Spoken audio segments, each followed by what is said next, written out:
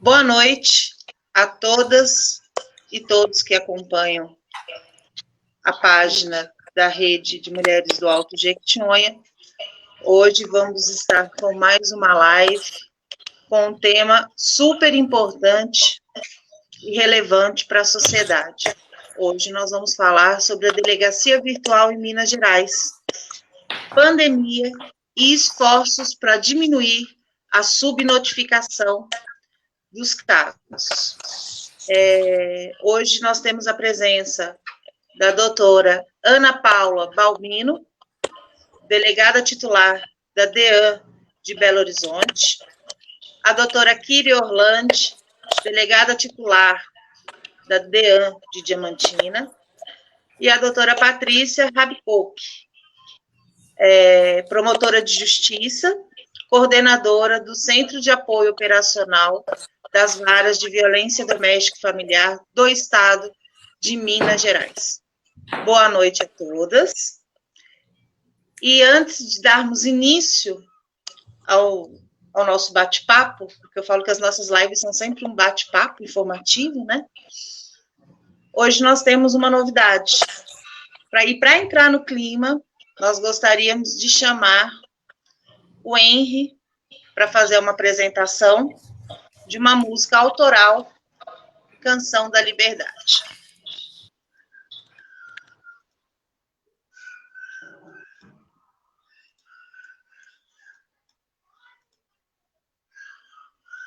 Henry, seja muito bem-vindo. Obrigado, viu? Obrigado pelo convite. Beijo para todo mundo aí, beijo para a Kíria, saudade, gente. É isso aí, vou apresentar a Canção da Liberdade aqui, uma música minha autoral em parceria com vocês, com a Rede, com a DEM.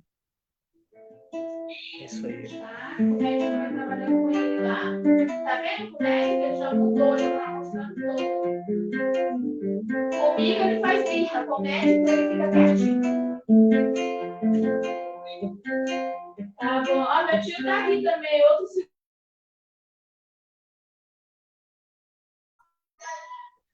Nasce, cresce, vê passar a vida em ciclo. Vida presa, quebra o vício do que era eu.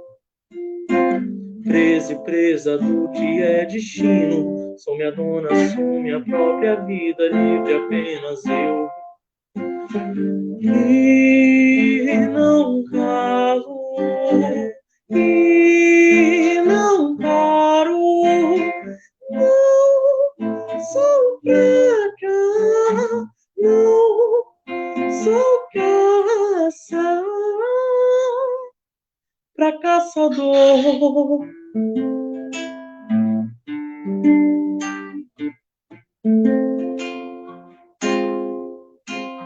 Se eu voar, sou minhas próprias asas. Se eu cantar, sou minha própria voz e não irão calar.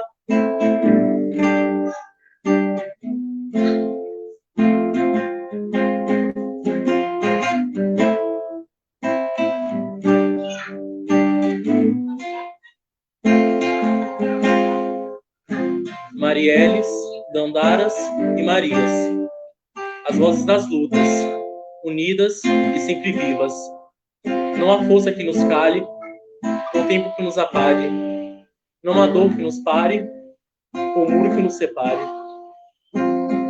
E não falo, e não paro, não sou fraca, não sou caçaia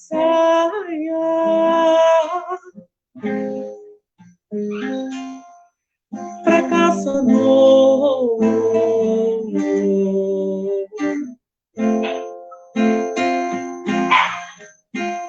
Se eu voar,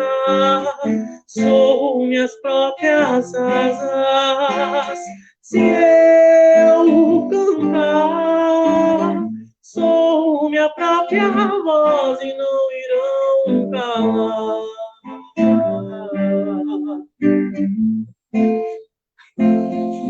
E não irão calar.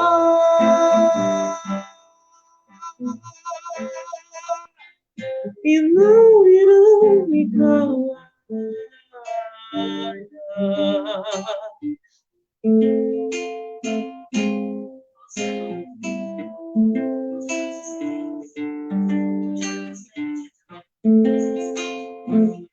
E não irão calar.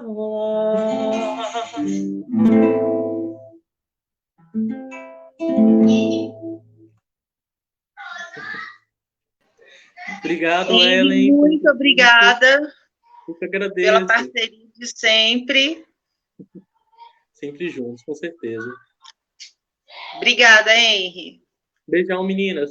Beijo, Kira. Saudades. Tchau, tchau. Ui, sou fã. Agora eu vou convidar aqui novamente as nossas convidadas de hoje. Doutora Ana Paula, doutora Kira e doutora Patrícia. A delegacia virtual foi implementada pela Lei 23.644 de 2020 e foi regulamentada pelo Decreto 47.988 no dia 20/6 de 2020. Ela entrou mesmo para acesso à população, salvo engano, no dia 9 de julho. E tem ocasionado uma série de dúvidas. Eu gostaria de saber da doutora Ana Paula e da doutora Kíria qual tipo de boletim de ocorrência nós podemos registrar de violência doméstica. Porque existe essa dúvida ainda, né? Toda violência contra a mulher pode ser registrada como é violência doméstica, posse na DEAN. Como que isso está funcionando? Boa noite novamente, doutoras. Vocês com as palavras.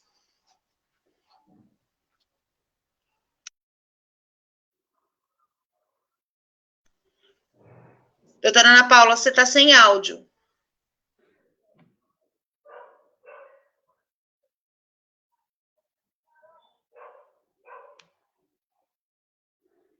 Não.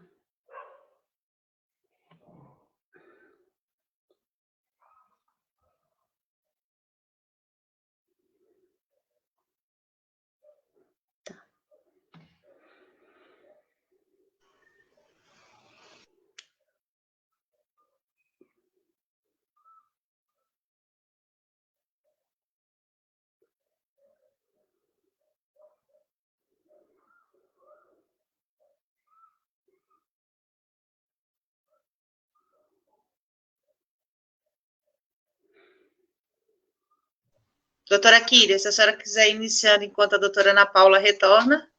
Vou iniciar, então. Boa noite a todos e a todas. Quero dizer da honra, do orgulho que é participar dessa live aqui, né? Tão esperada. Prazer, Patrícia, Paulinha. Já tenho liberdade de chamá-las assim, porque são duas super parceiras. Então, a gente vai começar a falar. Eu queria que a doutora Ana Paula falasse sobre como está essa situação do boletim de ocorrência virtual em Belo Horizonte, se estamos tendo demanda ou não.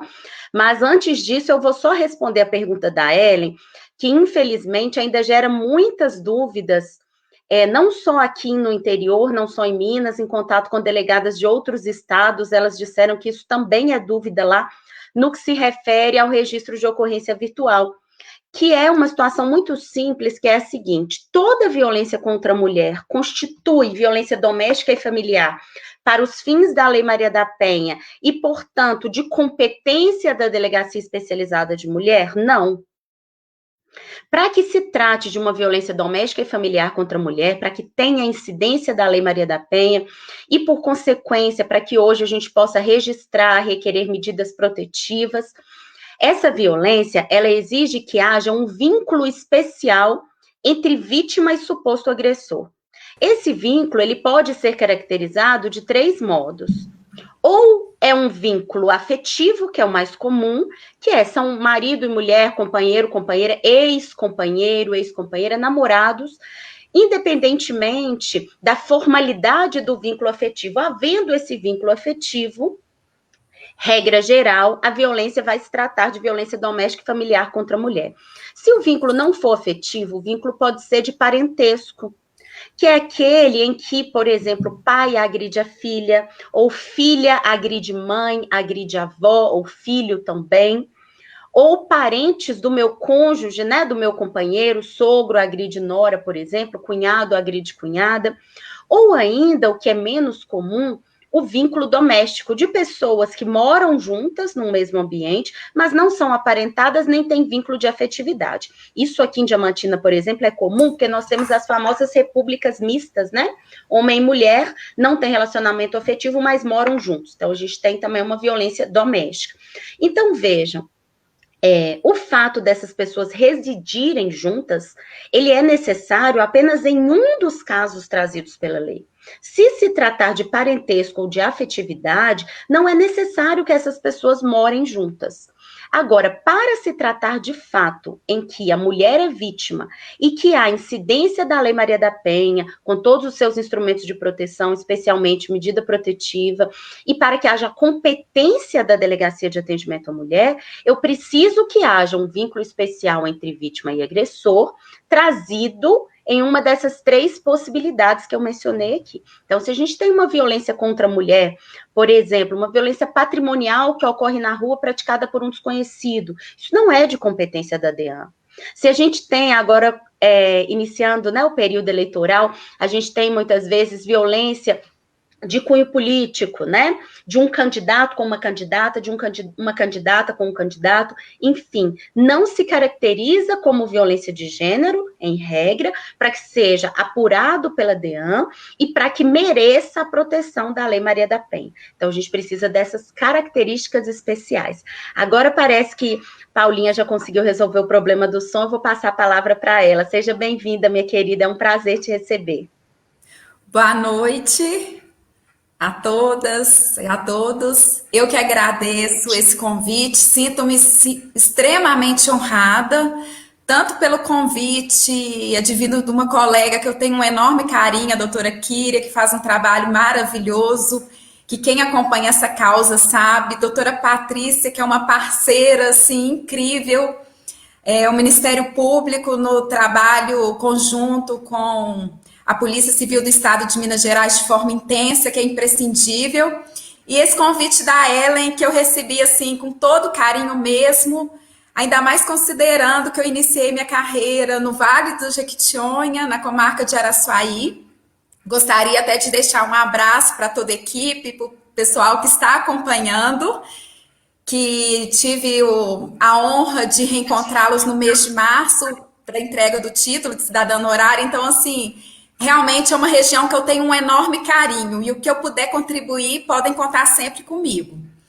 Em relação a essa fase da pandemia, as políticas públicas foram necessárias a serem desenvolvidas, justamente porque a gente sabe que no início as subnotificações estavam altas, então tinha aquele questionamento, será que realmente a violência ela diminuiu? Ou se os números que estão chegando de forma reduzida nas delegacias de polícia.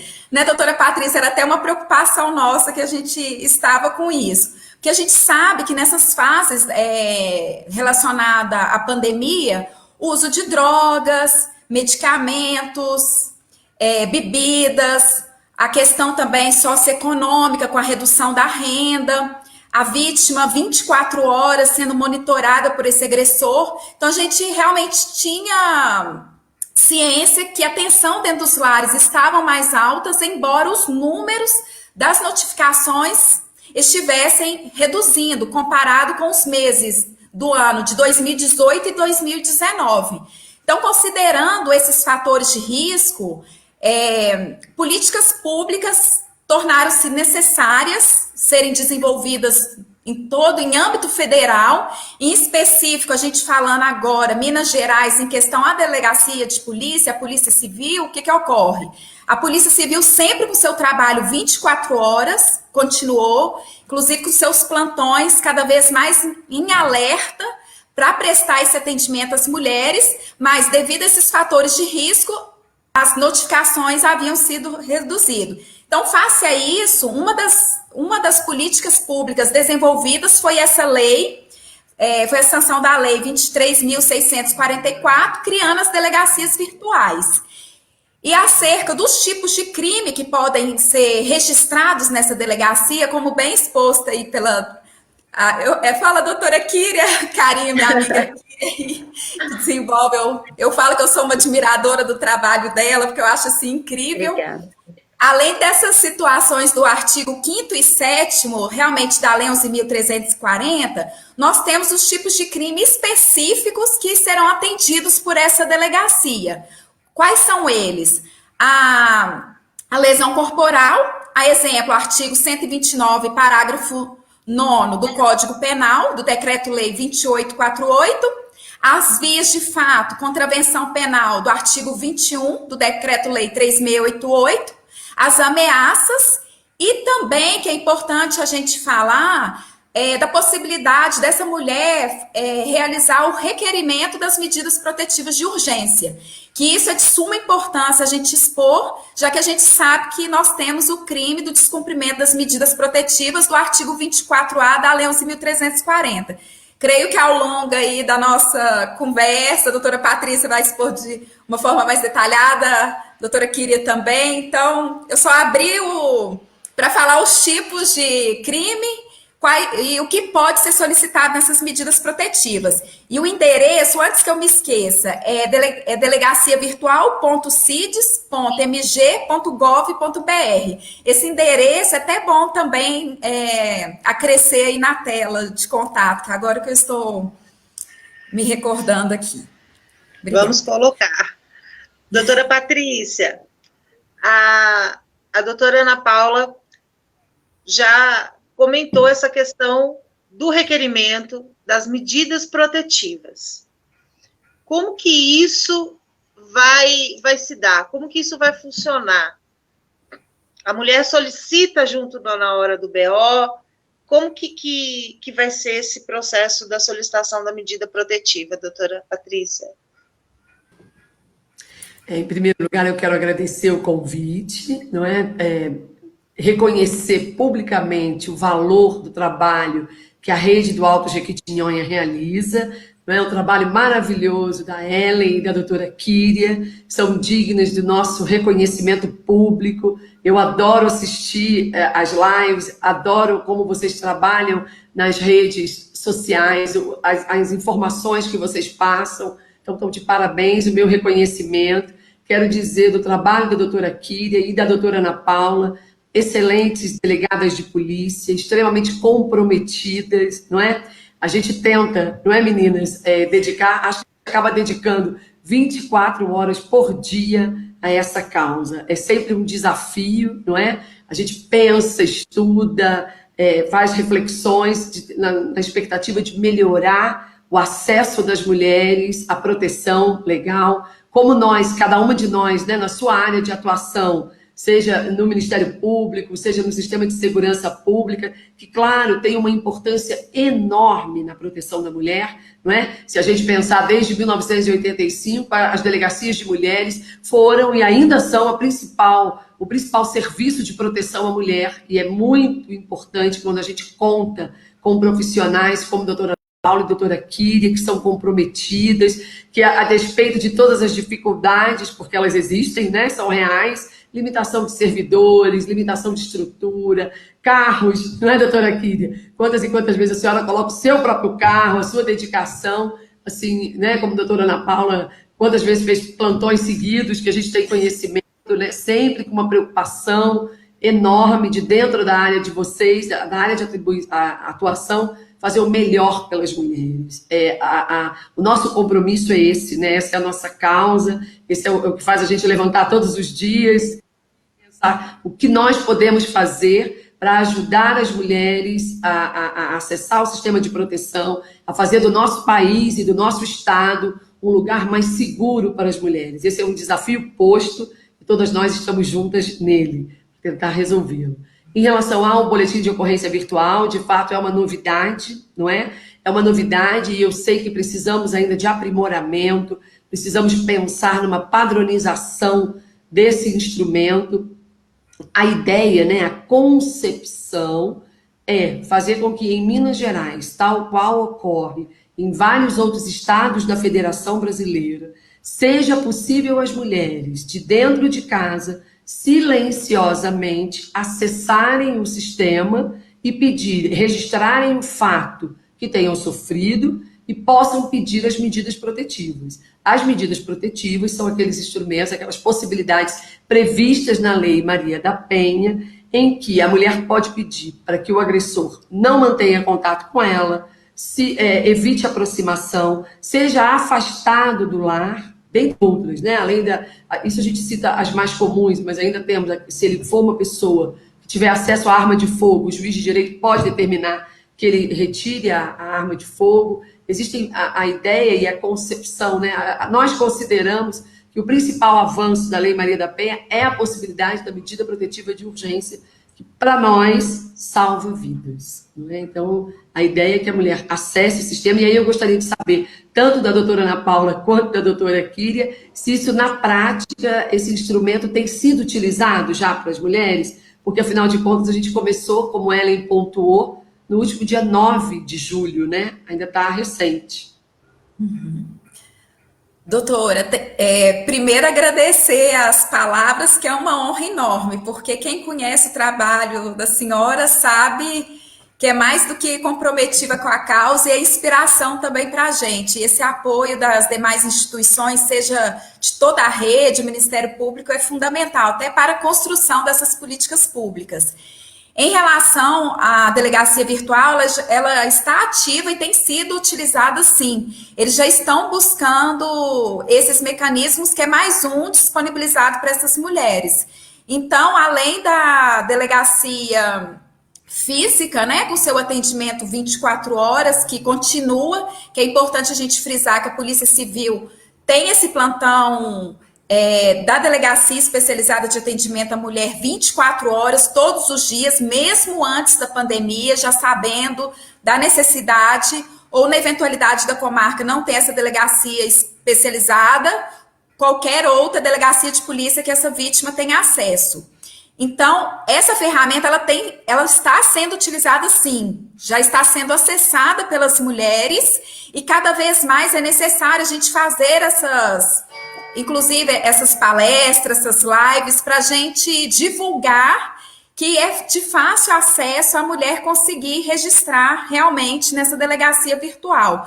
A exemplo, na própria questão da lesão corporal, essa vítima ela pode, inclusive, anexar até duas fotos, imagens dessas lesões. Então, ela já pode anexar isso na delegacia virtual.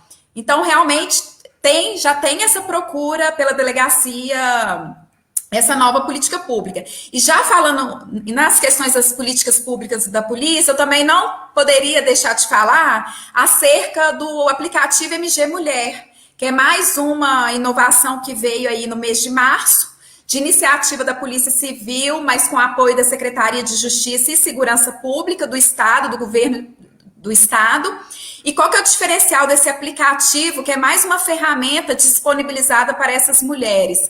Além de terem vídeos que irão instruir acerca do que consiste a violência, que é até bom, cada ferramenta, uma ir agregando a outra, que no momento desse registro, às vezes a mulher ela tem dúvida, o que consiste uma violência? Então, nesse aplicativo, que ele pode ser baixado de forma gratuita, ela terá vídeos explicando os tipos de violência, qual que é o ciclo da violência, qual rede de apoio, qual instituição mais próxima da localização dessa mulher. E o diferencial desse aplicativo também, que a gente não pode deixar de falar, é acerca da vítima poder criar sua rede colaborativa por amigos, familiares, que na eventualidade dela se sentir em alerta, um SMS com a sua localização será encaminhada para sua rede. Então, é mais uma ferramenta disponibilizada aí para as mulheres. Então, é uma complementando a outra. Então, neste primeiro mês de funcionamento da delegacia virtual, eu vou vou até olhar aqui no momento se eu consigo os números até um certo momento, mas já tem tido procura sim. E, inclusive, a delegada faz esse despacho, a gente tomando todo o cuidado em relação ao prazo, inclusive, de até 48 horas de encaminhar as medidas protetivas para o judiciário, para análise e o deferimento. Então, ela já está funcionando sim. Aqui no interior, a situação é um pouco diferente. A gente ainda não tem grande escala, acho que tivemos uma ou duas ocorrências só virtuais, mas isso se deve à situação peculiar da região. A gente ainda tem aqui uma instabilidade de internet em muitas situações, muitas pessoas, especialmente da zona rural, sem acesso algum à internet, né? Ou muitas vezes só pelo celular, o que dificulta um pouco mais o registro. Então, o registro aqui, ele ainda está sendo pequeno, o registro virtual. E aqui também, desde o início da pandemia, como a doutora Ana Paula mencionou, falando especificamente da nossa delegacia, em momento algum ela fechou. Ela continua atendimento normalmente. A gente tem aqui a delegacia de plantão, né, que funciona 24 horas. A especializada funciona no horário comercial, mas não parou em momento algum. E, além disso, nós criamos e publicizamos um e-mail, um Telegram, um WhatsApp e ainda temos o telefone fixo da delegacia. Então, a gente sempre recebeu denúncias por esses canais, continuamos recebendo. O WhatsApp é que foi criado agora há pouco tempo e tem recebido diversos questionamentos. Às vezes a pessoa pergunta, isso é uma situação de violência doméstica? Como eu faço para pedir medida protetiva? Mas não foi utilizado ainda para esse requerimento, não. Mas a minha dúvida, inclusive, considerando que a doutora Ana Paula mencionou que já tem um fluxo grande dessas ocorrências em Belo Horizonte, diz respeito ao requerimento de medidas protetivas. Não tivemos esse requerimento aqui ainda. Mas aqui, como eu mencionei, não só por ser uma cidade menor, mas pela delegacia já se valer desses canais, telefone, e-mail, há um tempo, a gente já tem o hábito de intimar vítima por telefone. Então, muitas vezes a gente recebe denúncia por esses canais, às vezes denúncias até anônimas. Tendo o contato da vítima, a gente intima para ela prestar declarações, ou o investigador vai até a casa dela para verificar se ela deseja comparecer na delegacia.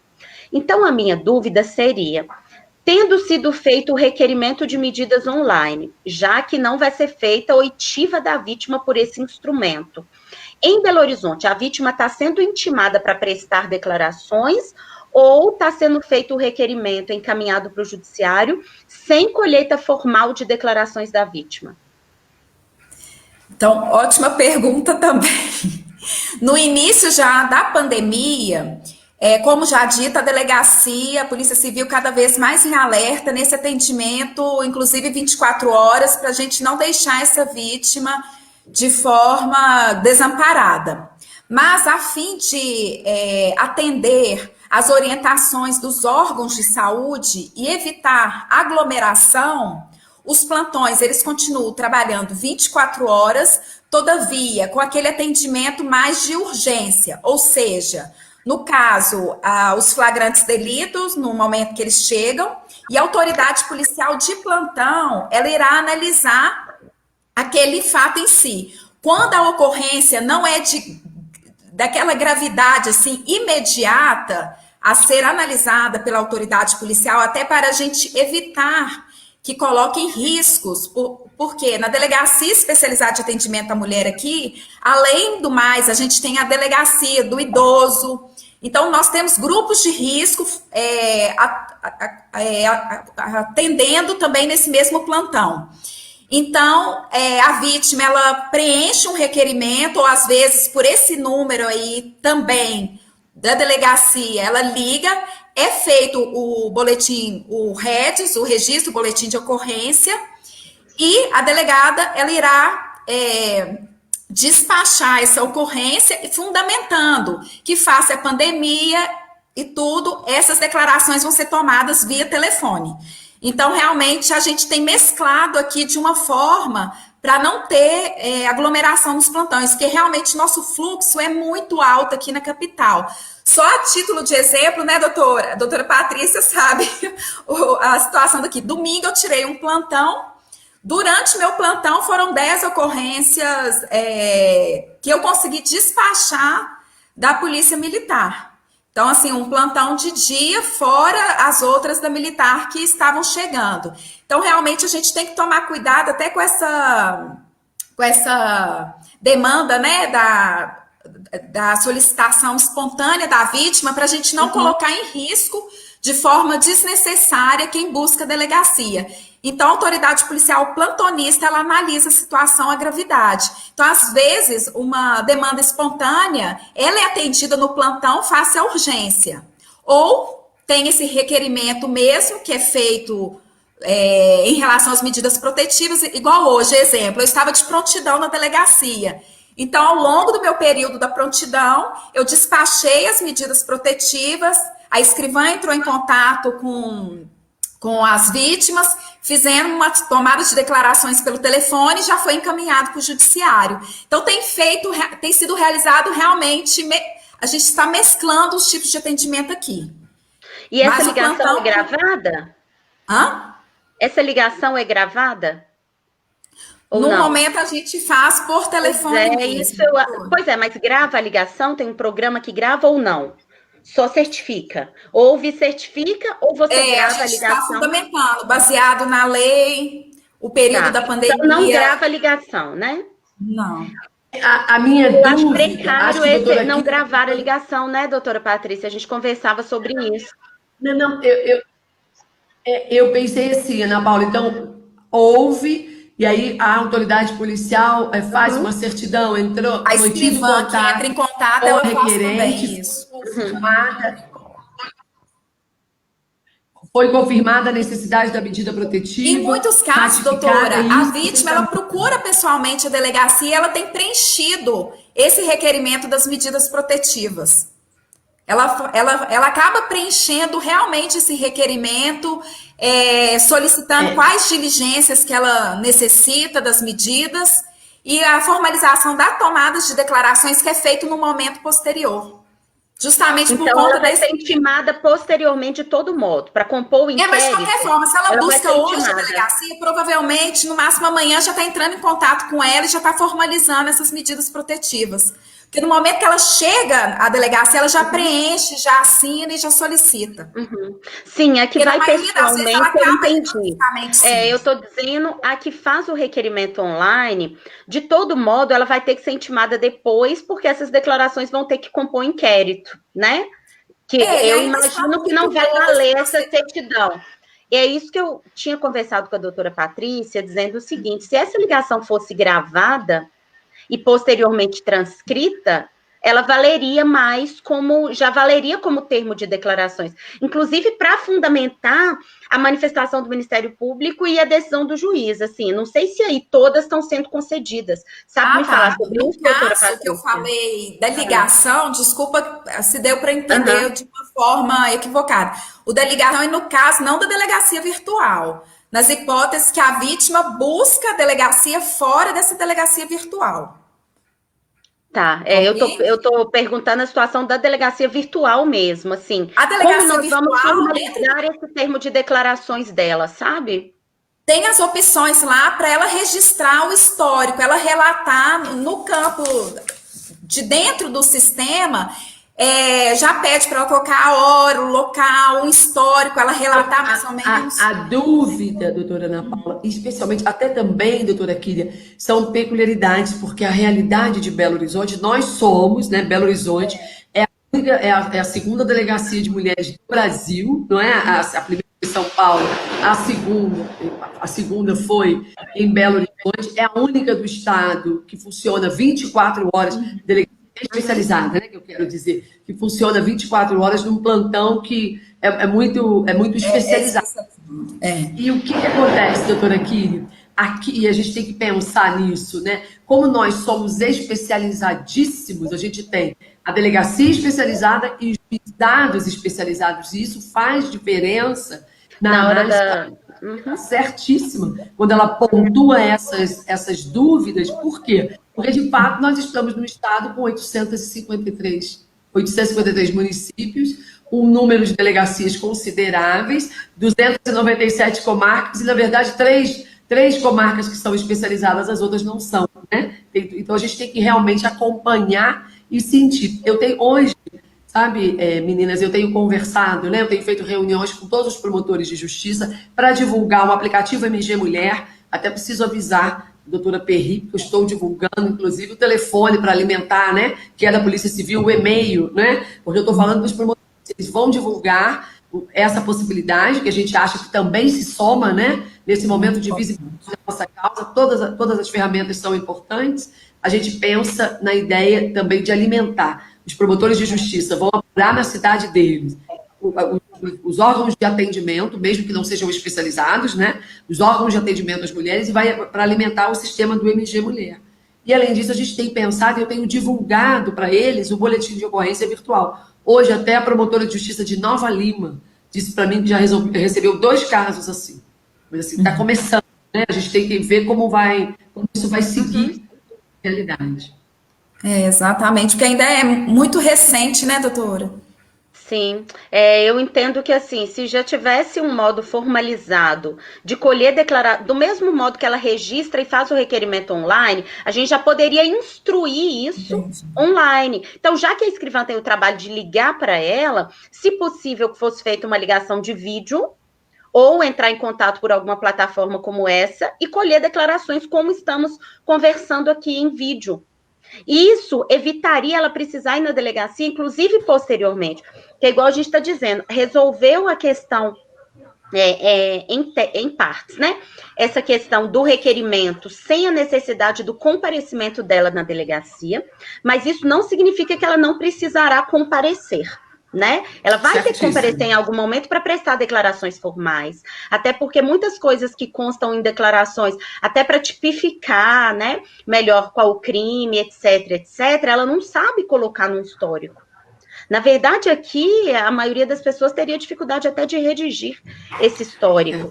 E na maioria das comarcas, por não ser especializada, eu já conversei isso com a doutora Patrícia em outras oportunidades. Doutora Ana Paula, não sei se em Araçuaí acontecia isso, mas aqui há muitas situações em que as medidas não são deferidas. Por isso que eu estou dizendo, havendo colheita formal de declarações, muitas vezes há um entendimento de que não foram narrados crimes ou situação imediata de violência, etc., mesmo com colheita formal de declarações. E aí, então, eu me preocupo que, se eu simplesmente encaminhar um requerimento, por mais que esteja previsto em lei, em que ela apenas responde a um questionário e narra, né, do modo como ela puder, um histórico resumido do que aconteceu, eu não sei se essas medidas vão ser deferidas, e essa situação é a maioria no Estado, na verdade, como a doutora Patrícia mencionou aqui, né, que são poucas varas especializadas, então é uma situação que não é só de Diamantina, de ter sido necessário, de ser necessário uma instrução maior das medidas. Eu não concordo com essa necessidade, mas eu tenho enfrentado isso no judiciário, sabe? Doutoras, essa questão que a doutora Kíria levanta, foi muito... Quando a gente divulgou a live, as dúvidas eram essas, né? Como fazer o boletim de ocorrência, o que eu preciso, se precisa provar, igual a doutora Ana Paula falou, pode anexar até 2 fotos, isso é suficiente? Ou o Ministério Público vai me pedir algo a mais? Foram perguntas que surgiram. Então, assim, eu queria ouvir da doutora Patrícia, como que é esse caminho dessa solicitação, né? Se com um clique lá vai notificar, quando as delegadas receberem isso, se já vai direto, se vai ser um facilitador, se não vai ser. Eu queria ouvir da doutora e como está sendo essa experiência, né? Porque é novo, né? É novo. Antes da doutora falar, desculpa, eu só queria frisar uma coisa que nós sempre falamos aqui, em várias oportunidades.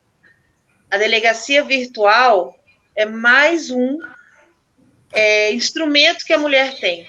Mas, em situação de urgência, emergência, liguem 190. Né? O atendimento vai ser mais rápido. Doutora Patrícia, por favor, palavra com a senhora. Isso mesmo, Ellen. A gente tem que entender que o boletim de ocorrência virtual é mais uma possibilidade. A gente tem que entender, como bem pontuou a doutora Kíria, a grande dificuldade das pessoas que vivem na zona rural, as pessoas que não têm acesso à informática, não é? São muitos os desafios, mas o que nós que somos especializados na proteção da mulher em situação de violência entendemos? Nós entendemos que a palavra da mulher é suficiente. O que ela precisa de proteção, ela procura os mecanismos, ela aciona a polícia militar, ela faz ela vai à polícia civil, ou ela acessa o sistema de proteção da delegacia virtual. Ao pedir a proteção, ela deve ser amparada. Esse é o comando da Lei Maria da Penha, esses são os princípios norteadores da proteção da mulher. Nós, Brasil, somos o 5º país do mundo mais violento para as mulheres. Isso é uma vergonha, não é isso? A violência doméstica e familiar, como disse a Organização Mundial da Saúde, é uma pandemia, não é? Desde 2013, a Organização Mundial da Saúde já dizia que a violência doméstica contra as mulheres é uma pandemia de índices alarmantes e que reclama de todos nós uma ação. A ação que o governo de Minas Gerais, que o Estado brasileiro e o Estado de Minas Gerais deve adotar em todos os seus segmentos, por isso que é tão importante que, graças a Deus, aqui nós temos profissionais do sistema de justiça e profissionais do sistema de segurança pública que falam a mesma língua. É isso que a gente quer, não é? A gente quer falar a mesma língua, a gente quer caminhar junto na proteção da mulher. Então, entendendo que, ao pedir a medida protetiva, esse procedimento virtual, ele tem que ser realmente estabelecida alguma padronização de confirmação desses dados remetidos à justiça no prazo de 48 horas e apreciado pelo juízo. O que eu tenho dito para os promotores de justiça é o sentido de manter um contato com a delegada da sua cidade, da sua comarca, estabelecer com ela uma forma de atuação, como agir, não é isso? Nós estamos lidando com um tema difícil, não é? As pessoas falam, mas tem muita gente que mente. Não é isso que a gente vê. Existem outro registro que não é verdadeiro, mas é muito pequeno, e a gente fica claro que todas as mulheres que acessam o sistema de delegacia virtual têm o compromisso de dizer a verdade. A nós só interessa a verdade. Então, a gente sabe o quanto é difícil para as mulheres falar que sofre violência doméstica. Não é? Nenhum de nós, Ellen, posta na rede social os ferimentos que tem, as dores que tem, não é? A gente só posta alegria e felicidade. Quando a tristeza acontece, quando a violência acontece, a gente precisa abrir espaços para que as mulheres façam a denúncia, para que elas peçam proteção. E aí o desafio posto, que é do acolhimento. E aí a gente pensa, né? A nossa live fala como reduzir a subnotificação. Na nossa temática, violência doméstica e familiar, a subnotificação está presente sempre, não é? São muitas as mulheres que sofrem violência, mas não têm coragem, não têm força de acionarem o sistema de proteção, de comparecerem à delegacia, de narrarem o fato. Então, a ideia do boletim de ocorrência é um facilitador, é essa a ideia. Mas, de fato, a denúncia é o primeiro passo e a gente precisa acompanhar e acolher essa denúncia de uma forma simplificada e, como disse a doutora Kíria, pensar em estratégias que, vamos dizer assim, organizem esse requerimento de forma que não seja preciso um retrabalho. Esse é o desafio posto. A gente está aprendendo, né? A pandemia trouxe muita dor e muito sofrimento, mas tem nos feito aprender a lidar com esses mecanismos, né? Nesse momento, eu estou em Diamantina, né? De dentro da minha casa, conseguindo contato com vocês. Olha a distância enorme, né, doutora Ana Paula? Nós estamos Exatamente. Lá. Então, assim, a gente precisa pensar, e aí precisa também de um investimento público, né, de dotar as delegacias de sistema capazes de fazer essa ponderação que a doutora Kíria fez, e que me parece muito acertada, não é? A ideia de se ter uma plataforma de gravação da fala dessa mulher, porque isso permite que o delegado retrate, né? Isso fica retratado, não é? Exatamente o que a mulher precisa, e ela tem voz e está documentado. Essa é uma ideia que a gente precisa evoluir, né, e padronizar, eu penso. Exato. Ô, doutor, e se me permite, é um momento também que cada vez mais a rede tem que entrar atuando, né, com essa sensibilidade aí, realmente os órgãos, cada vez mais as instituições estarem integradas até para proteger realmente a vida dessa mulher, porque o primeiro momento, realmente, qual que é a nossa preocupação? Em relação até essas medidas protetivas, que hoje um dos artigos mais eficazes é o descumprimento das medidas protetivas de urgência mesmo, que é crime, esse agressor pode ser preso em flagrante, a autoridade policial não pode nem arbitrar a fiança, chegando à pena de reclusão de 3 meses a 2 anos.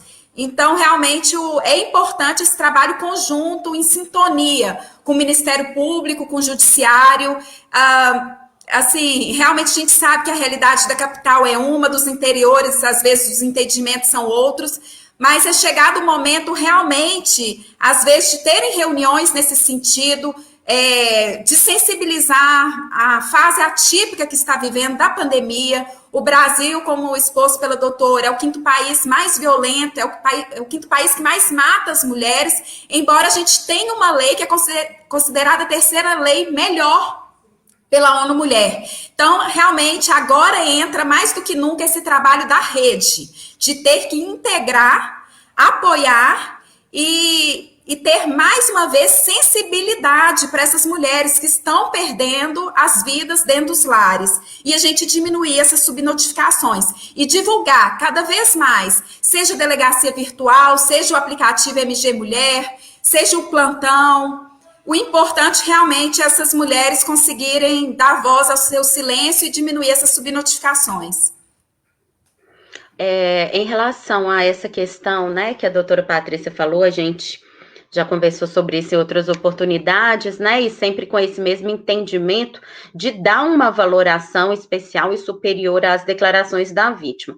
Mas, infelizmente, esse não é o entendimento de todo o judiciário, de todo o Ministério Público. A gente ainda enfrenta dificuldades em relação à fundamentação, entender a fundamentação da Lei Maria da Penha e entender que o seu objetivo final está acima e além de qualquer burocratização e processualismo necessário, como esse de achar que as medidas protetivas têm que ser ou devem ser instruídas, assim como o inquérito policial. E é até interessante, por falar em dados aqui, até para tentar, em diversas oportunidades, rebater esse entendimento, eu trago um dado que é internacional, de que não chega a 5% os casos recebidos em delegacias de atendimento à mulher que não se confirmam, ou seja, que são mentira. Então, o problema de tratar de violência doméstica e familiar contra a mulher é que as pessoas têm preconceitos e preconcepções que não se confirmam na prática, que não têm fundamentação, mas que se tornam teoria, que se tornam doutrina, né? E as pessoas se baseiam nisso. Então, a gente não pode dizer que é fácil para uma mulher chegar numa delegacia de polícia, contar o que aconteceu, narrar a sua história e pedir uma proteção. Assim como também sabemos que não é fácil romper esse ciclo e da noite para o dia, né, manter o agressor afastado, passar por essa situação de risco. Então, até por isso, eu sempre digo, é difícil a mulher ir até uma delegacia de polícia, contar uma história, querer o afastamento dele, simplesmente para prejudicá-lo de algum modo. Que é o que eu já ouvi de muitas pessoas, né? O medo de, ela pode estar querendo prejudicar o agressor. Então, aí, agora, para a gente se fundamentar em dados, eu digo que isso não chega a 5% dos casos internacionalmente. Então, é acreditar, sim, nas palavras da vítima, dar a essas declarações valoração superior, mas, como eu disse, eu me preocupo também com a formalização disso. Porque em menos de um mês, a gente vai ter que ter um inquérito policial concluso para ser encaminhado, né? E se ela vai ter que ser intimada, ela mesma pode dizer, olha, mas eu tive que, eu prestei declarações por telefone, eu preenchi um questionário, agora eu recebo uma intimação. Se eu soubesse que teria que ir na delegacia, eu já teria ido, eu já ouvi isso. Então, acho que isso precisa ser ainda formalizado, né, de um modo melhor para atender todos os interesses, inclusive levando em consideração a pandemia, né, e a necessidade de que menos pessoas compareçam à delegacia, como a doutora Ana Paula mencionou, mas também pensando na necessidade posterior do próprio Ministério Público de precisar de uma ação penal bem instruída para condenar aquele sujeito. Acho que a gente poderia, levando em consideração todo o avanço tecnológico que já temos, amarrar todas essas questões em uma única oitiva, até para evitar, como sempre, a revitimização dela. Perfeito, eu concordo integralmente. A gente precisa pensar, né? E aí eu digo, quando vem essa nova ferramenta, ela exige uma estruturação mínima para ser eficaz, né? Além de uma regulamentação, não é uma estruturação mínima para ser eficaz. O primeiro passo até a delegacia é o mais difícil, né, de uma mulher, mas também é o mais importante. Eu queria que as doutoras falassem da importância da denúncia e da solicitação das medidas protetivas, porque a gente escutamos no noticiário, a mulher foi assassinada, né, foi um feminicídio, mas ela tinha medida protetiva. Mas as doutoras sabem a quantidade de medidas protetivas que diariamente são deferidas e quantas vidas são salvas. Então, eu queria que as doutoras falassem dessa importância, né, de buscar essa ajuda, da solicitação da medida protetiva. Eu queria que vocês falassem um pouquinho para nós. Ellen tem que dizer quem começa. Mas olha, não é porque nós somos todas aqui. Bom, pode ser, doutora Patrícia, pode ser a senhora. Na minha visão, a medida protetiva salva vidas e é muito interessante, né? Mais de uma vez, as pessoas me procuram, alguns segmentos da imprensa. Outro dia eu recebi um e-mail que a repórter gostaria de saber quantas mulheres têm medida protetiva e morrem. Eu falei, não, deixa eu sentar com ela para explicar. A abordagem é diferente. Quantas mulheres têm medida protetiva são salvas? Porque esse é um dado que as pessoas não sabem. E a gente eu estou fazendo, né, no âmbito do Ministério Público, um levantamento sobre o feminicídio, e ainda estou acompanhando, mas já posso adiantar que a grande maioria das mulheres mortas nunca fez um boletim de ocorrência e nunca pediu proteção. Então, assim, a gente precisa, se é uma oportunidade que estamos aqui reunidas, é para divulgar a importância da mulher fazer o seu registro, pedir a medida protetiva e mais, acompanhar a sua situação. Sabe? Não basta só a denúncia, e é importante que as mulheres saibam o direito que têm. Agora a gente está no momento de pandemia e esses acessos estão mais difíceis, mas de acionar os canais do Ministério Público para saber o andamento do processo, saber se a sua medida foi deferida, se a medida deferida não está sendo eficaz, ela pode voltar à delegacia, ela pode fazer um novo boletim de ocorrência virtual, ela pode procurar o promotor de justiça da cidade para narrar o que ela está sofrendo, não é isso? E saber e ter o andamento, acompanhar. E a gente tem muita preocupação naqueles momentos de maior risco, que a gente sabe, quando a mulher toma a decisão de romper o relacionamento abusivo, quando ela pede proteção, quando ela resolve dissolver o casamento, né? São sempre períodos em que ela está mais sujeita a uma violência. E nesses períodos é preciso que a mulher esteja muito próxima de nós, próxima da segurança pública e próxima da justiça, para que a gente construa planos de segurança, de proteção. Existem períodos muito sérios e a gente precisa acompanhar e monitorar as mulheres. O que eu gosto de falar, assim, às vezes para as pessoas, inclusive para pessoas que trabalham no sistema de justiça, né, mas que não têm não trabalham nesse atendimento imediato ou não trabalham de modo especializado com a mulher vítima de violência, é o seguinte: a gente nunca deve comparar uma violência em termos de gravidade, violência física, ocorrida no ambiente doméstico e familiar contra a mulher, com uma violência ocorrida em ambiente externo. E não estou falando só de ambiente físico, né? Estou falando de todo o vínculo que eu mencionei aqui no início da live. Por que eu estou dizendo isso? Porque a violência doméstica e familiar contra a mulher, ela tem a característica peculiar de ser progressiva. Ela começa pequena e ela vai crescendo, diferente de outras violências do dia a dia, como uma violência patrimonial, um roubo que acontece aqui na porta, como uma briga de vizinhos, uma briga de bar, de torcedor de time de futebol, enfim. Ela tem a característica de ser progressiva, né? Ela começou com a construção de uma confiança fundamentada em uma falsa ideia de proteção, passou por uma limitações de conduta do não quero que você vá em tal lugar, não quero que você se vista de determinado modo, não quero que você se comporte de determinado modo, chegou em constrangimentos verbais, xingamentos que todo mundo conhece, né, vagabunda, etc. Passou pela ameaça, você não sabe do que eu sou capaz, vou fazer isso e isso com você, chegou na violência física, por exemplo, tapa no rosto. Suponhamos que nesse momento a vítima requeira medidas protetivas. Então, não nos cabe, estou falando para o cidadão, para a cidadã, mas especialmente para nós, né, que promovemos esse atendimento, não nos cabe pensar, porque eu já ouvi isso, olha, ela tomou um mero tapa no rosto e o sujeito vai ser afastado do lar. A gente precisa entender que esse tapa no rosto não se iniciou aí e não vai terminar aí. Ele se iniciou muito antes, então é aquela velha pergunta que a gente faz, né, quando colhe declarações de vítima de violência doméstica, que é, você já foi agredido ou ameaçado ou passou por algum constrangimento anterior a isso? Sempre foi, sempre há essa resposta. E esse tapa no rosto amanhã vai ser um soco, vai ser chute, até chegar em 3 facadas, que foi um exemplo que tivemos aqui. Então, só quando a gente entende que esse tapa no rosto não é uma simples via de fato, que tem apenas super baixa, e eu quero afastar um agressor do lar, a gente começa a perceber a necessidade da medida protetiva.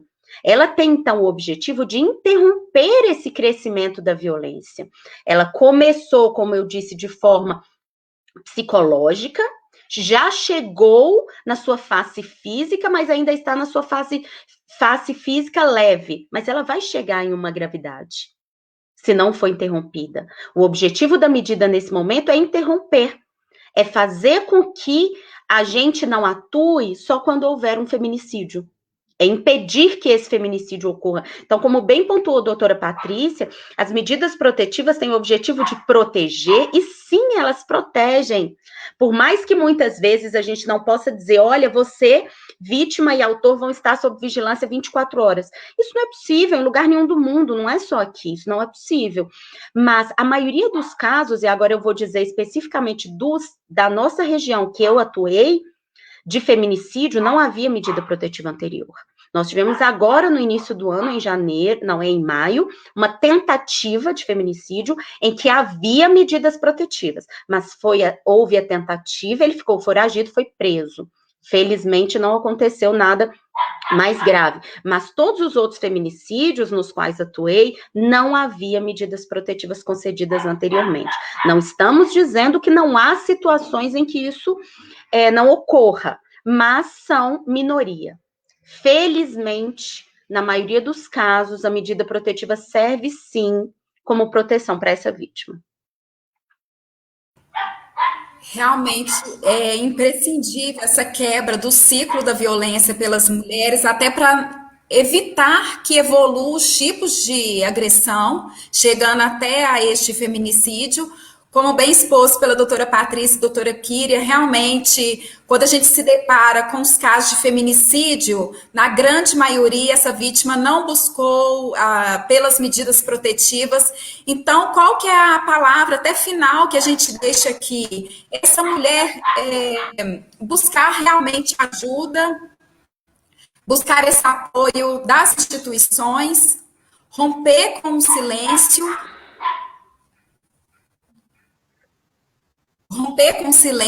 realmente é isso que a gente orienta. É nesse sentido, acreditar realmente que tem os órgãos, as instituições da rede de enfrentamento à violência contra a mulher que irá ampará-la. Então, é fundamental isso, seja pela delegacia Polícia Civil fisicamente, seja pelo aplicativo MG Mulher, seja pela a delegacia virtual, o Disque 190, o Disque 180, que é importante a gente falar aqui, da Central de Atendimento à Mulher, que também é outro número. Acho que ela caiu. Até ela voltar, eu só vou frisar uma outra coisa aqui que a Ellen falou rapidamente, mas que ainda gera dúvida. a possibilidade de confeccionar o boletim de ocorrência online e de requerer medidas protetivas não substitui o acionamento da polícia militar em casos agudos. O que eu quero dizer? A minha vizinha está sofrendo uma violência doméstica nesse momento, ou eu estou aqui escondida no banheiro, né? O meu marido está querendo me agredir, a porta trancada. Em situações agudas, o acionamento deve ser da Polícia Militar via 190, tá? Então, não é o caso de registrar a ocorrência online numa situação aguda e grave dessa, porque o registro de ocorrência online não é para atendimento imediato de deslocamento da polícia até a sua residência. E outro aspecto que é importante, doutora, queria a gente dizer que em relação ao boletim de ocorrência virtual, é a própria mulher que pede para ela mesma ou algum representante legal da criança, do adolescente ou da pessoa idosa com deficiência, alguma pessoa do âmbito ali que possa prestar o apoio. Não é canal, o boletim de ocorrência virtual não é canal de denúncia, não é? É um canal de pedido de proteção, de registro e pedido de proteção. Então, não é possível a gente divulgá-lo como se fosse um canal de denúncia, não é esse o objetivo. Doutora Ana Paula voltou conosco? Está sem voz. Está sem áudio agora, sem áudio.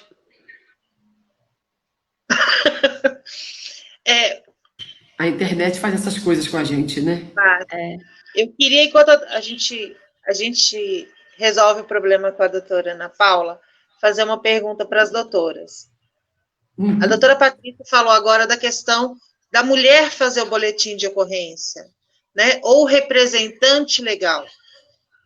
O boletim de ocorrência virtual, ele permite fazer a denúncia de forma anônima? Ou ela tem que se identificar? Quais dados que tem que estar nesse boletim para unir vocês de informação? Olha só, Ellen, claro que a doutora Kíria tem muito mais preparo do que eu para responder, porque eu opero o sistema, né? Eu não opero todo dia, eu pensei, preciso ver isso de perto. Mas o que acontece? Lá, o boletim de ocorrência virtual exige da mulher dados próprios, quer dizer, ela tem que botar o nome, o endereço, ela responde a questões pessoais, algo do tipo, são duas possibilidades. Existe o anexo 1, que são as perguntas do formulário de risco, e aí são muito pessoais, não é? Ela tem que dizer se ela já sofreu violência, se ela tem algum problema de saúde, são muitas questões pessoais, então, ou ela mesma vai saber, ou alguém muito próximo a ela, que possa prestar auxílio, até porque a gente fica pensando que, se for uma pessoa muito simples, pode ter uma dificuldade de entender e preencher, porque não é tão simples assim. Então, a ideia é que a própria mulher faça o pedido, ou alguém muito próximo a ela que possa ajudá-la. Nos casos de criança e adolescente, tem que ter alguém maior para fazer o pedido. Mas a ideia é essa, é um pedido de proteção, não é um canal de denúncia, sabe, Ellen? A gente tem que entender que cada canal tem sua utilidade, né? Como eu mencionei aqui, de duas instituições importantes, Polícia Civil e Polícia Militar, mas cada qual com sua atribuição, e isso não é para complicar, é justamente para gerar um atendimento mais especializado e qualificado possível. Então, o boletim de ocorrência online, ele não substitui o 181 e 180, por quê? Porque ele não serve para a realização de denúncia anônima. Nessa situação do quero denunciar a minha vizinha que sofre violência, digo sempre esse exemplo. Se ela está sofrendo violência agora, nesse momento, com risco à integridade física dela, você vai ligar no 190. É a Polícia Militar que realiza esse atendimento. E aí, doutora Kíria, pode ser até anônimo, não é? Exatamente, que vai até a sua casa. Pode ser anônimo ou não. Mas pode sim, que as pessoas têm essa dúvida. Agora, não, a minha vizinha sofre violência, mas esporadicamente, ela não está sofrendo nesse momento. Ela sofreu semana passada, sofreu semana retrasada, o que significa que vai sofrer semana que vem, ou na próxima, enfim. Mas eu não quero me identificar. Pode usar agora os canais mencionados. Então, essas situações que eu mencionei não são situações atendidas pelo registro de ocorrência online. O registro de ocorrência online, ele tem um destinatário direto, que é a própria vítima. Então, eu estou sofrendo violência, acesso o canal da delegacia virtual e peço proteção, ou eu quero pedir proteção, mas não sei mexer com a internet, tenho confiança em Ellen, quero que ela me ajude nesse registro. Mas Ellen não vai fazer o registro por mim, porque precisa de informações pessoais. tá? Agora, quando a pessoa for menor de idade, né, ou apesar de maior de 18 anos for incapaz por alguma situação, aí não apenas a vítima terá que estar presente e preencher os seus dados lá, como o que nós chamamos de representante legal, que é o pai ou a mãe da vítima, se ela é abrigada ou é o conselho tutelar que está realizando essa denúncia junto com ela por algum motivo, aí vai ter que constar os dados desse representante. Então, cada canal tem a sua atribuição, cada canal vai atender uma situação específica, justamente para que esse atendimento seja o mais qualificado possível. Voltou? O problema no som. Não estou conseguindo. Agora a gente está te ouvindo. Está ouvindo? Então voltou. Está ouvindo? Está ouvindo, voltou. Configurar o telefone. Voltou. Ai, o que eu estava falando era eu até peço desculpas por esses problemas aí que a gente vê, né, doutora, as dificuldades que a gente tem realmente com questão até ligada na própria capital. Mas a gente vai dando o nosso jeito aí. Não, mas esse período, doutora, esse período live ao vivo sempre dá um probleminha, então fica tranquila. O computador deu problema, mas aí eu entrei no celular aqui, aí a gente conseguiu resolver a situação. Mas a respeito do que eu estava falando, como muito bem exposto pela doutora Patrícia e pela doutora Kíria, realmente a gente incentivar nesse sentido das mulheres não se sentirem sozinhas, desamparadas, buscar ajuda, seja através de uma amiga, os familiares próximos, não ter vergonha, que esse tipo de violência qualquer mulher está sujeita, que na realidade o agressor isola essa mulher do seu ciclo social, então realmente ela tende a se sentir culpada, ela vive aquele ciclo da violência, as fases da lua de mel, que perdoa, ela volta a acreditar que o relacionamento vai voltar a ser um relacionamento sadio, e na realidade não é.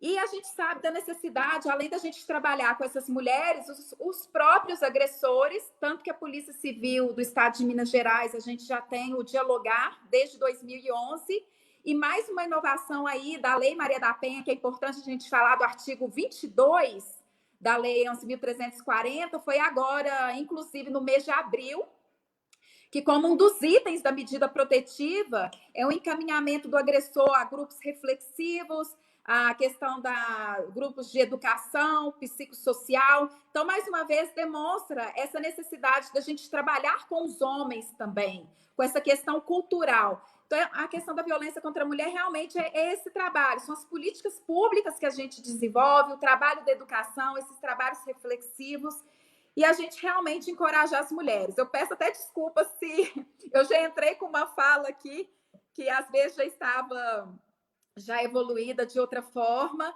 mas, né, doutora Patrícia, doutora Kíria, isso foi mais uma mudança, assim, que eu falo, assim, significativa na Lei Maria da Penha, da gente saber da questão de diminuir essa questão da violência intergeracional, que nos interiores, a depender da cultura machista, inclusive, a gente acaba vendo muito essa situação. São os filhos que acabam vendo os pais agredindo as mães, e mulheres, meninas que crescem nesse lar e acham que esses tipos de comportamento são naturais, e não é. A gente tem que demonstrar que a violência moral, a violência psicológica, em muitos casos, ela fere e agride muito mais essa mulher, como fosse uma violência de alma. Ela perde sua autoestima, ela perde sua vontade de viver. Então, realmente, a gente tem que demonstrar a necessidade de romper com esse silêncio. Até porque a gente se depara com muitos casos de feminicídio que eles ocorrem após o rompimento do relacionamento. Em muitos casos, são mulheres que sofrem anos caladas esse tipo de violência, tratadas como objeto, sem vontade, sem querer. No momento que ela não aguenta mais, busca romper com esse silêncio, ela tem a sua própria vida retirada por esse agressor.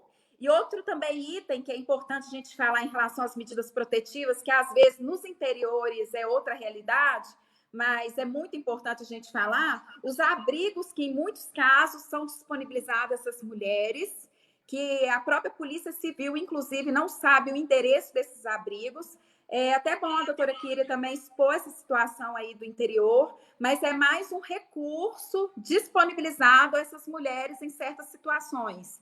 quando ela necessita desses abrigos a fim de ir com seus dependentes para esse momento realmente que ela está correndo risco da sua própria vida ou de terceiros, seus dependentes.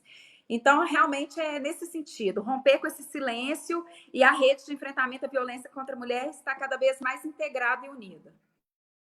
Eu vou até além. Eu acho que a inclusão da obrigatoriedade de encaminhamento do agressor para grupos reflexivos, e mais ainda, anterior a isso, né, a tentativa de modificar ou ao menos de promover uma reflexão sobre essa cultura machista, em minha concepção, isso é mais importante do que o que nós fazemos no dia a dia, porque a mera punição do agressor não vai modificar a realidade. Se a mulher conseguiu um empoderamento suficiente para romper aquele vínculo, e a gente conseguir neutralizá-lo, fica um tempo preso, quando for liberado, talvez não vá atrás dela. A gente resolveu aquela situação para ela. Ele, se tiver um outro relacionamento, vai agir do mesmo modo. Essa é a nossa realidade. Somos todos criados dentro dessa cultura. Então, o sujeito que é o agressor doméstico, ele é ratificado o tempo todo pela sociedade e por todos nós em condutas e comportamentos diários machistas que temos. Então, eu acho que o que fazemos no sentido de dar um acolhimento maior à vítima, no sentido de conseguir uma efetividade maior de medidas protetivas e de punição, é extremamente importante para resolver o caso daquela vítima. Mas para questões futuras e para resolver, para solucionar questionamentos como esse que a doutora Patrícia mencionou, sempre ouço o seguinte questionamento: quando a violência doméstica e familiar contra a mulher vai diminuir?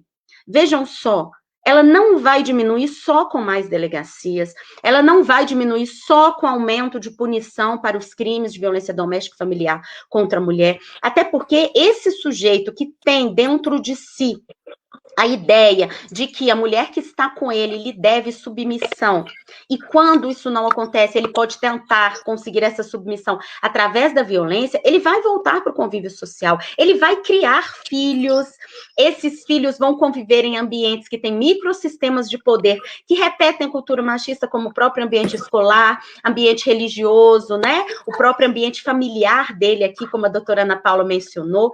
Então, enquanto não houver uma educação para reflexão da cultura machista e prevenção de violência doméstica e familiar, a violência não vai diminuir.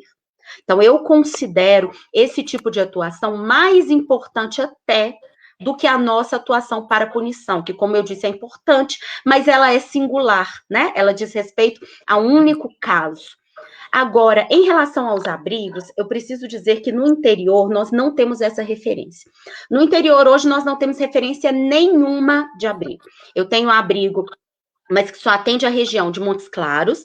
Tenho o Sempre Viva em Belo Horizonte, que só atende a região metropolitana de Belo Horizonte, e não tenho mais referência nenhuma.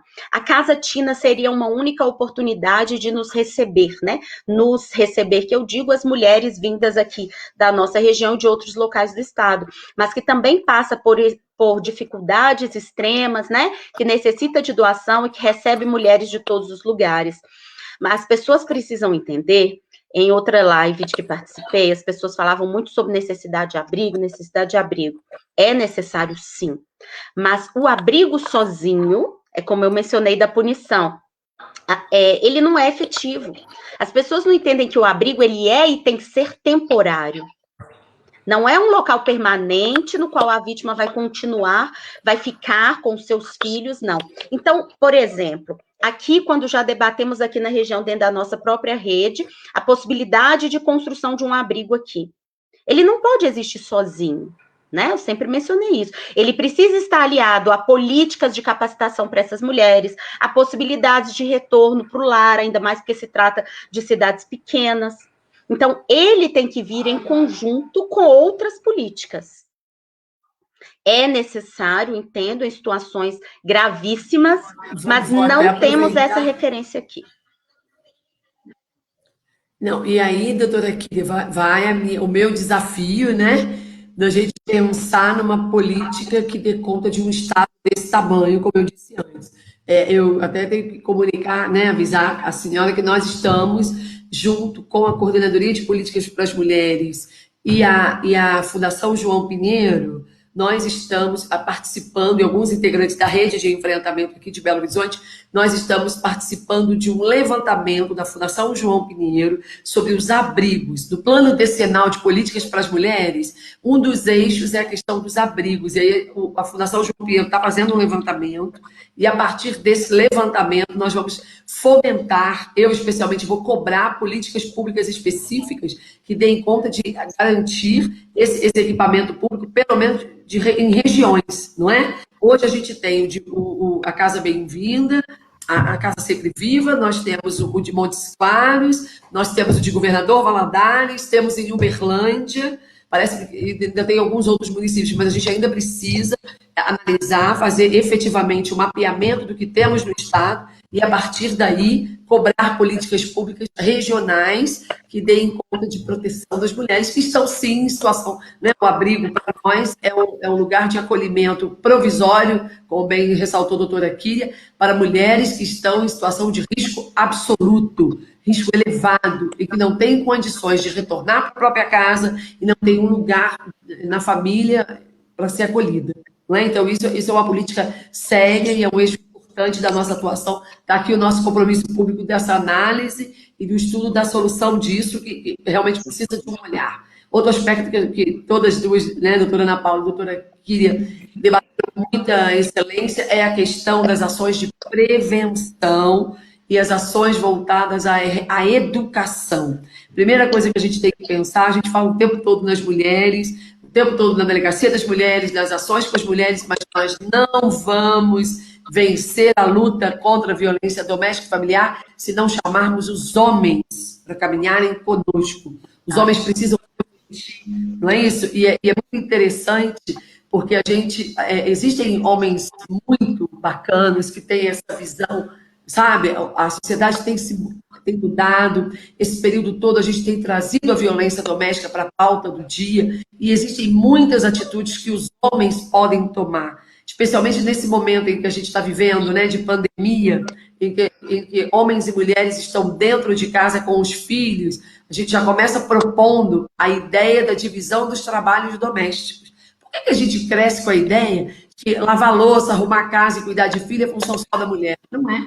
Não é? Então, para os homens que nos assistem, a gente já propõe aqui uma reflexão, uma divisão mais justa das atividades dentro de casa, não é isso? Do cuidado dos filhos, porque a gente vive numa sociedade que se impõe à mulher o dever de proteção e cuidado, e o homem o papel de provedor somente, e na verdade não é nada disso, não é isso? Os papéis dentro de casa tem que ser, as responsabilidades familiares têm que ser divididas, tem que haver uma cooperação. E em relação àqueles homens que agridem e infelizmente não têm a visão, né? Porque está tão naturalizado, né, doutora Kíria e doutora Ana Paula, é tão comum. Eu já fiz uma audiência uma vez que o rapaz bateu na mulher e ele ria. E eu falei com ele, deixa eu fazer uma pergunta, qual a graça? Onde que o senhor está achando graça? Não, porque eu não bato em mulher, não, eu bati só na minha mulher. Não, né? Então tem essa visão, não é? Porque a mulher dele, ele pode bater, ele pode agredir. Se nós fôssemos falar, então, das violências sexuais, né, doutora Kíria e doutora Ana Paula, de mais uma hora para a gente dizer, não é? Da mesma forma do questionário, como a doutora Kíria falou, sobre se já aconteceu violência anterior, a gente, se fizer uma pergunta, alguma mulher foi forçada a manter relação sexual contra a sua vontade, todo mundo responde que sim, não é? Porque a gente está muito na nossa cultura de entender que a mulher tem que se submeter a tudo que o marido deseja, e isso não pode ser realidade. Então, a gente precisa mesmo pensar em grupos reflexivos, aí já vem logo um outro desafio, né? No estado desse tamanho, como estruturar esses grupos reflexivos que são tão importantes. A gente já vai caminhar para a parte final da nossa live, até porque a gente se estendeu um pouquinho, eu fiz compromisso com as nossas convidadas, mas eu queria fazer algumas ponderações. Quando conversamos sobre a questão da casa de acolhimento, Diamantina é uma cidade pequena, e como a doutora Ana Paula falou, esses endereços são sigilosos, né? Então, a casa seria de acolhimento da região, caso fosse feito um consórcio, igual é Belo Horizonte, mas ele seria fora da nossa região, né? Ele não seria aqui, porque os municípios são muito pequenos, e tem todos esses cuidados e essas questões que a doutora Kíria levantou. Até porque a casa de acolhimento é uma casa temporária, né? A mulher não vai ficar para sempre naquela casa, né? Então, tem toda essa complexidade. Nós divulgamos no dia 9 de julho o passo a passo que a Polícia Civil fez, da delegacia virtual. Nós vamos estar repostando, fizemos cardzinho com todas as imagens, vamos estar repostando. Vamos estar repostando também o aplicativo, que também já postamos, e coloco aqui à disposição da doutora Ana Paula. A doutora Kíria sabe que as nossas redes sociais estão sempre à disposição da doutora Kíria, mas coloco à disposição da doutora Ana Paula, coloco à disposição da doutora Patrícia, para a gente estar levando mais informações, divulgando ações. Eu acho que é esse o nosso papel, né? Valorizar os nossos parceiros que estão aí no dia a dia, no enfrentamento à violência contra a mulher. Eu queria aproveitar aqui, eu estou na presença de 2 delegadas, e fazer um agradecimento muito especial à Polícia Civil de Minas Gerais, sempre parceira nossa, e não deixou de ser. Nós realizamos no dia 11 uma live solidária, em que arrecadamos mais de 40 cestas básicas e kits de higiene que continham absorventes, máscara, álcool gel, creme dental e sabonete. E, assim, a doutora Kíria, Polícia Civil, fez essa entrega junto com a rede. Então, assim, foi muito bonita essa ação. Eu falo que eu liguei depois, no final da noite, para a doutora Kíria, falando assim, doutora Kíria, eu não sei dizer o sentimento que eu estou vivendo, né, de ver. Foi uma ação muito bonita. Então, eu quero fazer esse agradecimento público à Polícia Civil. Um agradecimento também à doutora Patrícia, sempre parceira, sempre à disposição, né, assim, são mulheres que eu admiro muito hoje, que estão nessa live aqui comigo. E eu queria pedir para vocês irem para as considerações finais de vocês. Doutora Patrícia? Eu quero agradecer, né, ao convite, dizer que eu admiro, como eu disse no início, o trabalho da rede do Alto Jequitinhonha, a preocupação que vocês têm de alimentar a rede social sempre com temas interessantes, com esclarecimentos à população. Eu acho que é um papel muito importante de uma região de Minas Gerais que precisa tanto de apoio. Mais uma vez, parabenizar as 2 delegadas que estão conosco pelo engajamento, pelo comprometimento. Dizer para todos que nos assistem da importância de estarmos com esse tema no nosso coração, a gente ajudar as pessoas que vivem em situação de violência, não julgar, não é isso? Às vezes a gente tem uma irmã, uma amiga, uma conhecida, que às vezes precisa desabafar com a gente, a quem a gente precisa estender a mão. A gente fala muito de denúncia, mas não é fácil comparecer à delegacia ou acessar o sistema para denunciar. Primeiro, a mulher precisa reconhecer que sofre a violência e ter força para sair do quadro que vive. E, às vezes, a escuta de uma amiga, o abraço, o não julgamento ajuda muito. Então, esse é um recado que a gente tem, né? A ideia de que todo mundo deve meter a colher na violência doméstica passa por isso também. A gente tem também, na nossa rede de amigos, de conhecidos, de estender a mão e ajudar as pessoas que encontram nessa situação. Nenhum de nós pode mais do que todos nós juntos, não é isso? Essa é a ideia. Muito obrigada a todas e todos. Doutora Ana Paula? Novamente, eu gostaria de agradecer muito essa oportunidade. Falo que é uma grande honra mesmo poder estar ao lado de profissionais assim que eu tenho uma extrema admiração. A doutora Kíria, a gente que já atuou no interior, a gente sabe das dificuldades e a gente sabe da força de vontade que é para fazer dar certo. Então, hoje é o que a gente vê. Quem trabalha, né, doutora Patrícia, que eu sou sua fã também. que eu falo assim, que eu tenho uma admiração, porque a gente sabe que essa causa exige além do nosso papel mesmo. Tem que ter amor à causa, amparar essas mulheres, acolher, é uma função social, é algo além. Então, realmente, a gente tem que fazer essa diferença a fim de realmente conseguir conquistas políticas públicas efetivas. Gostaria de parabenizar muito a rede aí. Também eu fico muito feliz de saber que o Vale de Jequitinhonha tem uma rede tão atuante.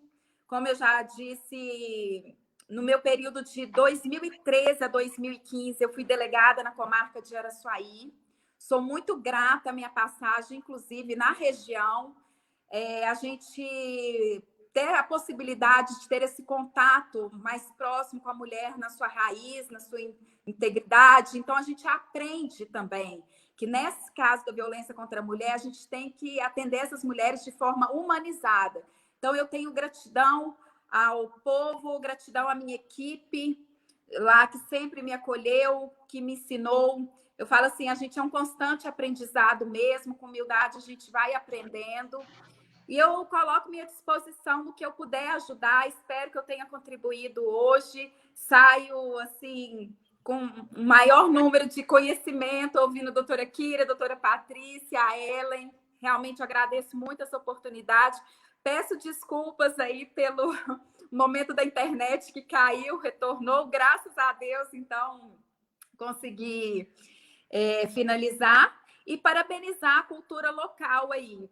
Porque quando a Ellen fez esse convite, juntamente com a doutora Kira, eu falei, se puder ter essa apresentação aí da cultura, que é riquíssima, que a gente tem que mostrar mesmo, a questão até do que a mulher, em outra live, eu já deixo outra sugestão aí, da gente abordar a questão do empreendedorismo feminino, até para a questão do rompimento do ciclo da violência contra a mulher, é importante a gente falar. E o Vale de Jequitinhonha é riquíssimo na sua questão cultural, as mulheres com a sua produção. Então, é muito importante. Hoje a gente consegue demonstrar através da música aí, dar os parabéns ao artista, Cherry? Desculpa que o nome dele... Henri. Isso, até, desculpa que falhou na minha cabeça o nome dele. Mas lindíssima a música e realmente a gente tem que dar voz ao silêncio das mulheres. Muito obrigada por essa oportunidade e coloco-me à disposição sempre. Eu só quero agradecer essas duas parceiras. Eu acho que em qualquer trabalho, o apoio e a parceria de outras instituições é sempre necessário. No nosso caso, é imprescindível, né? Porque a gente divide carências, a gente dá murro em ponta de faca, a gente rompe parede, é assim que as coisas funcionam aqui. E quando a gente conversa com colegas, a gente vê que é assim que as coisas funcionam em todos os locais, é assim que as conquistas se dão. Então, eu quero muito agradecer essas duas super parceiras, dizer que a Delegacia de Atendimento à Mulher Diamantina e a Rede de Mulheres do Alto Jequitinhonha estão à total disposição de vocês e que eu quero recebê-las pessoalmente quando tudo isso passar, né? Andar pela nossa cidade aqui, que também é riquíssima em cultura, em tradição, ver tudo isso que a doutora Ana Paula mencionou, mas hoje eu quero apenas agradecê-las, viu? Foi uma super honra para mim, muito obrigada. Nós que agradecemos, a honra é toda nossa. E hoje é quinta-feira, né, doutoras? É dia de TBT, da gente relembrar momentos. Eu vou passar aqui agora um pedacinho, um trechinho da live que nós realizamos no dia 11, com 3 cantoras daqui de Diamantina, a Nicinha, a Ana Sá e a Joyce. Vamos lá.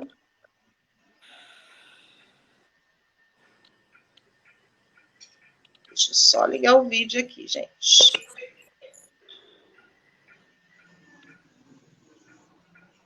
A música que já é nosso mantra, né, Ellen? Ah, essa música aqui é um caso sério na nossa vida, doutora. Peraí, que agora quem está com problemas técnicos sou eu. Peraí, vamos lá. Tá aparecendo? Não, né? Não. Peraí, que eu vou tentar pegar de novo aqui. Peço só 2 minutinhos para vocês.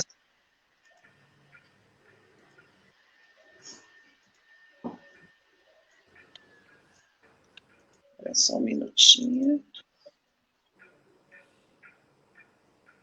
Alguém entrou aqui agora de Berilo, Paulinha. Olha, pertinho lá de Araçuaí. É. E o pessoal provavelmente está acompanhando aí também. Que ótimo. Estaríamos lá nessa data, porque no festival, desde o ano passado, a DEAN participa e a rede de uma roda de mulheres que está acontecendo em todo o festival, coordenado pelo Observatório de Mulheres do Vale. Estaríamos lá. Sim. Vamos aguardar tudo isso passar, né? Se Deus quiser, a gente vai superando. O canal não está... Vocês não estão conseguindo, eu não estou... Não. Está aparecendo para você e não está aparecendo para a gente, é isso? Não, para mim está aparecendo. O vídeo está rodando, mas para mim está aparecendo preta a tela. É para a gente também. Ai, vou tentar só mais uma vez, tá? Você salvou o arquivo, Ellen, e vai colocar? Está baixado aqui no computador. Para mim ele está... Deixa eu só tentar abrir ele aqui em outro programa para ver se vai.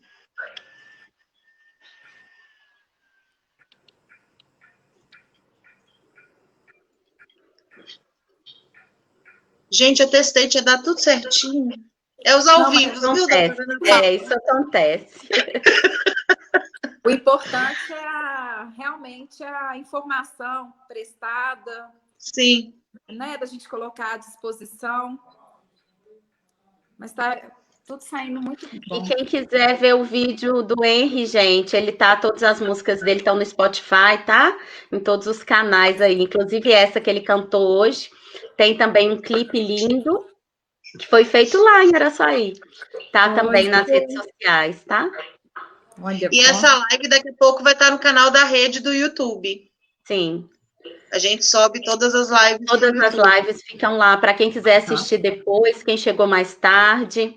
A nossa live musical que ficou linda, quem não viu, estiver em casa final de semana, até para relaxar um pouco, pode colocar. Eu acho que agora vai. Conseguiu? Vai, tá rodando. Naquela hora não estava nem rodando. Tava... Agora para mim já está aparecendo. Vai, tá aparecendo aqui também. Ver a música? Coloca aí para ver. Desligar o microfone.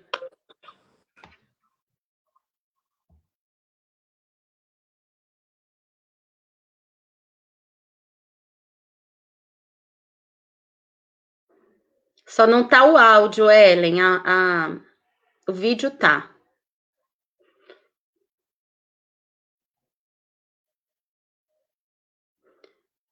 Ellen, o áudio não tá.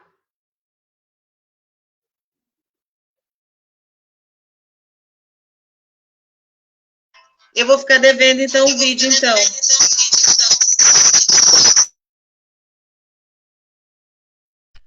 Eu vou ficar devendo o vídeo, mas eu prometo que eu posto na nossa rede social logo em seguida e mando para as doutoras. E, mais uma vez, eu queria agradecer, colocar à disposição, lembrar todas as mulheres que no primeiro sinal de violência denunciem, criem uma rede de apoio, procurem ajuda, vocês não estão sozinhas, né?